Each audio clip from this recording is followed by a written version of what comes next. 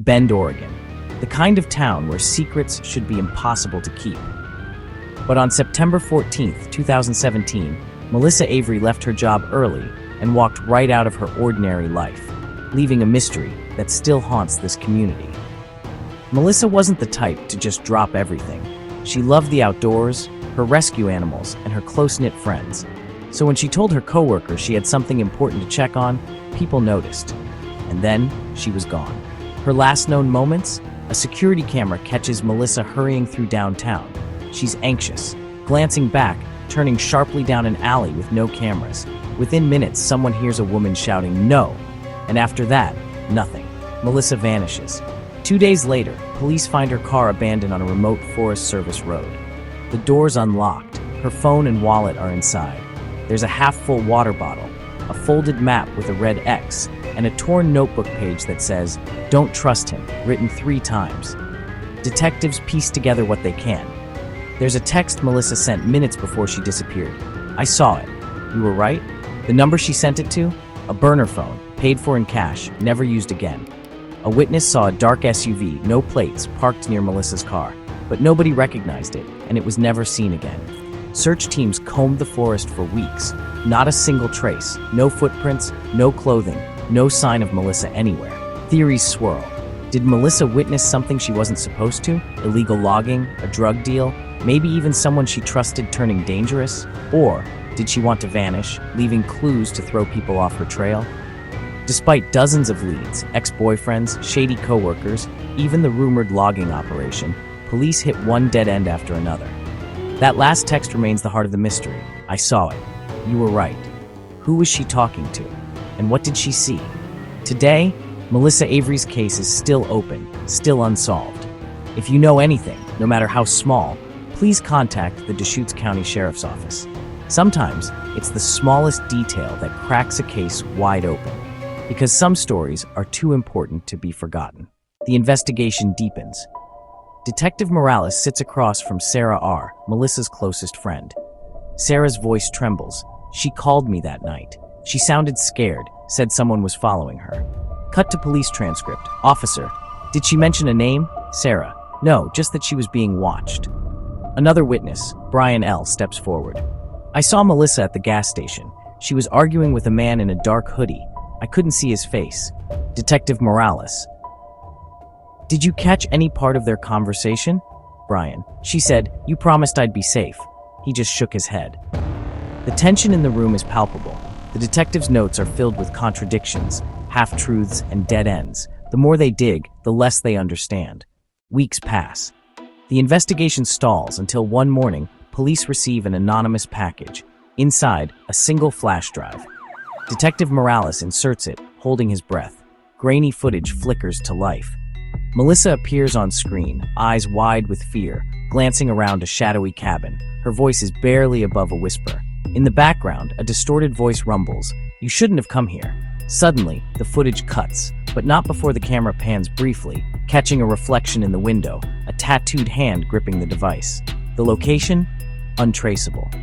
Detective Morales leans back, frustration etched on his face. We're closer than ever, but the truth keeps slipping away. The case file swells with new theories. Was Melissa a victim, or did she mastermind her own vanishing act? The evidence points in every direction. The screen slowly fades to black. A single line appears. Case remains unsolved. The mystery lingers, haunting everyone who searches for answers. A breakthrough at last. Late one evening, Detective Morales pores over Melissa's digital footprint once more and finds a name buried in her deleted contacts. Emily Tran, a tenacious local journalist. Morales tracks Emily down. Under the cold, fluorescent lights of the station, Emily's hands tremble as she slides a folder across the table. "I didn't want to get involved," she whispers, but Melissa was scared. Emily reveals a series of encrypted emails Melissa sent her just days before vanishing. The detective and Emily work together, racing against time to decrypt the messages. Each line reveals more. Melissa had uncovered evidence against a powerful figure, someone with influence stretching far beyond the small town's borders, someone willing to do anything to keep dark secrets hidden. As the truth emerges, the danger grows. Emily's phone buzzes with anonymous threats. She hesitates, but Morales urges her to go on. Together, they trace the emails to a hidden server. The final decrypted message is chilling. If anything happens to me, it's because of him. Trust no one. In a tense confrontation, Morales and Emily confront the shadowy figure Melissa warned about. But before they can act, headlights flare outside. Emily's breath catches. Someone is watching. The case has taken a deadly turn, and the stakes have never been higher. The screen fades to black, leaving viewers on edge. New motives, new dangers, and a mystery that refuses to let go. A new dawn breaks as Detective Morales and Emily Tran follow the digital trail left by Melissa. For days, they sift through records, determined to trace the burner phone that sent the chilling threats. The search leads them to a shocking revelation. The device belongs to Deputy Mayor Charles Harlan, a respected city official with a hidden past. In a tense, rain-soaked interrogation room, Harlan finally breaks. His voice wavers as he confesses. Melissa had uncovered a web of illegal dumping and environmental destruction sanctioned by his office. She had gathered irrefutable proof, risking everything to expose the truth. Fearing exposure, Harlan orchestrated Melissa's disappearance, silencing her to protect his scheme and those involved. Flashbacks flicker across the screen, Melissa documenting polluted rivers at night, comforting frightened whistleblowers, and sending encrypted messages to Emily. Her courage is unmistakable, her determination unwavering, even as shadows closed in around her. The case is closed, but victory feels hollow. Detective Morales sits quietly at his desk, haunted by the choices and losses. Emily stands at the riverbank, tears reflecting the morning sun, clutching Melissa's favorite notebook. Friends gather for a candlelit memorial, sharing stories of Melissa's laughter, her kindness, and her fight for justice. As the final images fade, a message appears. To those who seek the truth, even in darkness, your courage lights the way. Justice for Melissa. Justice for all. A community mourns, but Melissa Avery's legacy endures. A reminder that one voice can spark a movement, and that the fight for justice never truly ends. Just as the city begins to heal, a new ripple of unease disturbs the calm. Late one evening, a hooded figure steps into the police station, her face pale, eyes darting, voice barely above a whisper.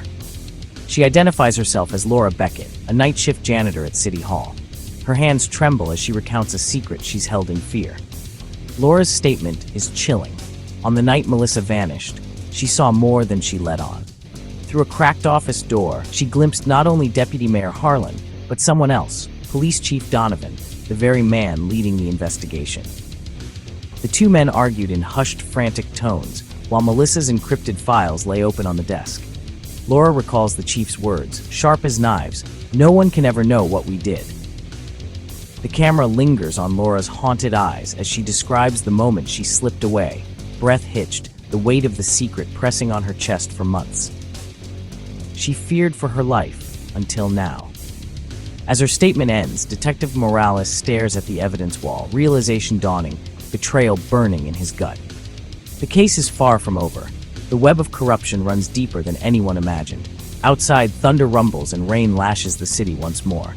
The fight for truth, it seems, has only just begun. Inside the dim-lit precinct, Detective Morales sits hunched over a battered audio recorder.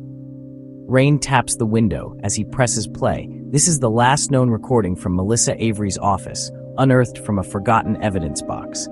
The screen fades to black, replaced by stark white text, police interview transcript, redacted. A distorted voice crackles through the speakers. Melissa's tone is urgent, her words punctuated by the hum of office electronics. If you're hearing this, something has gone wrong. The files, they're not just about City Hall. There are names, dates, payments, and threats. I can't trust anyone, not even. A sudden thud interrupts her. The sound of a door opening. Another voice, low, commanding. Unknown male. You shouldn't be here, Melissa.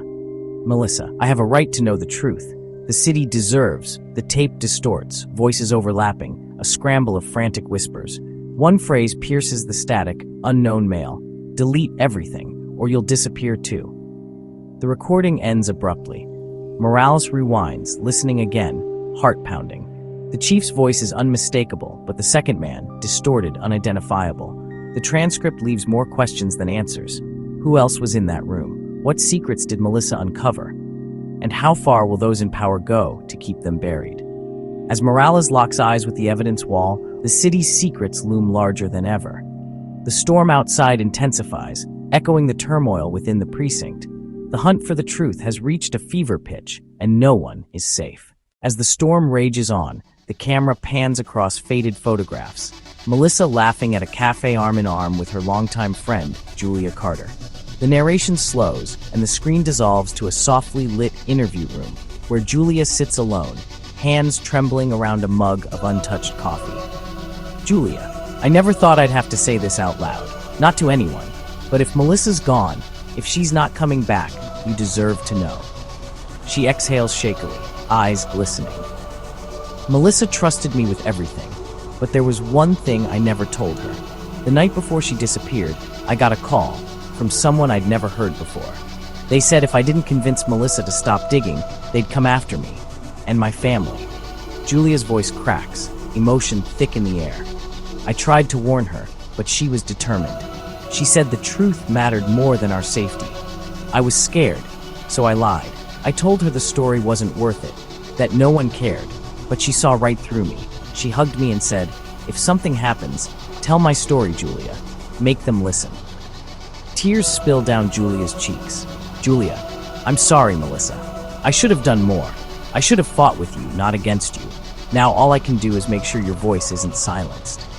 The camera lingers on Julia's grief-stricken face, then slowly zooms out, overlaying her confession with images of Melissa's empty office, the city skyline blurred by rain. In this moment, the mystery deepens, not just of what happened to Melissa, but of the personal sacrifices made in pursuit of the truth. As Julia's secret comes to light, the lines between loyalty and fear blur, and the hunt for answers becomes more urgent and more personal than ever before. The rain has stopped, and in its wake, a gentle calm settles over the city, a sense that something has finally come to rest. The camera glides through Melissa's apartment, past the once chaotic stacks of case files, now neatly closed, and a letter addressed to her family resting atop the table. Her favorite scarf, carefully folded, sits beside a box of cherished mementos, no longer haunted, but honored. The journalist, eyes clear and resolute, pens the final lines of his story. His confession now a testament to truth and redemption. The redacted tape, once a symbol of secrets, is now fully revealed, its crucial frame showing the evidence that brought closure to the case. Julia's hands, steady at last, place a faded photograph into a family album, her tears now those of relief and remembrance. The city skyline glows with the promise of a new day, the long shadows finally receding. Melissa's voice, her final message, echoes with hope. If you're hearing this, it means the truth has found its way. Thank you for not giving up. The wall of missing persons is joined by a new section.